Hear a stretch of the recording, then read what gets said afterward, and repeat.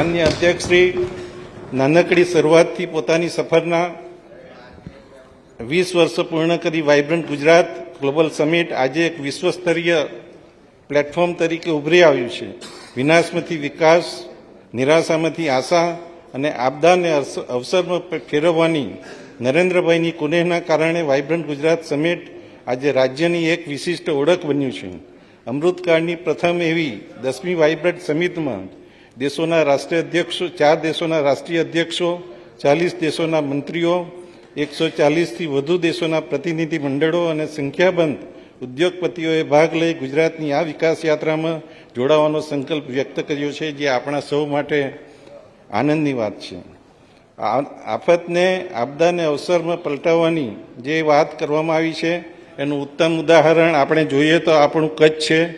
કચ્છના ભયાનક ધરતીકંપ પછી માનનીય મોદીજીએ કચ્છને પ્રાણવંતુ બનાવી ઉદ્યોગોનો વિકાસ કરી સાથે સાથે નર્મદાના નીર આપણી સરહદ સુધી પહોંચાડીને કચ્છ એક સમૃદ્ધ પ્રદેશ બની રહ્યો છે.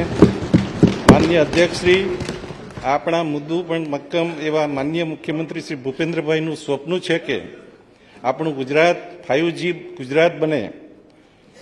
તેઓની 5G ગુજરાતની કલ્પના છે. ગરવી ગુજરાત, ગુણવંતુ ગુજરાત, ગ્રીન ગુજરાત, ગ્લોબલ ગુજરાત અને ગતિશીલ ગુજરાત.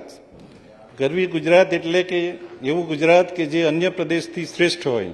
ગુણવંતુ ગુજરાત એટલે એવું રાજ્ય જેના નાગરિકોનું જીવન મૂલ્યનિષ્ઠ હોય અને સાંસ્કૃતિક વારસાના જતન સાથે પર્યાવરણ સાથે સામંજસ્ય સાધી જીવન જીવતા હોય. ગ્રીન ગુજરાત કે જેમાં રિન્યુએબલ ઉર્જા અને સર્ક્યુલર ઇકોનોમીને પ્રાધાન્ય હોય. અને ગ્લોબલ ગુજરાત કે જે સમગ્ર વિશ્વ સાથે આર્થિક અને સાંસ્કૃતિક રીતે જોડાયેલું હોય. ગતિશીલ ગુજરાત એટલે કે જેનો વૃદ્ધિ દર અન્ય પ્રદેશો કરતાં વધુ હોય અને તે બદલાતી વૈશ્વિક પરિસ્થિતિમાં પણ આર્થિક રીતે અગ્રેસર રહે.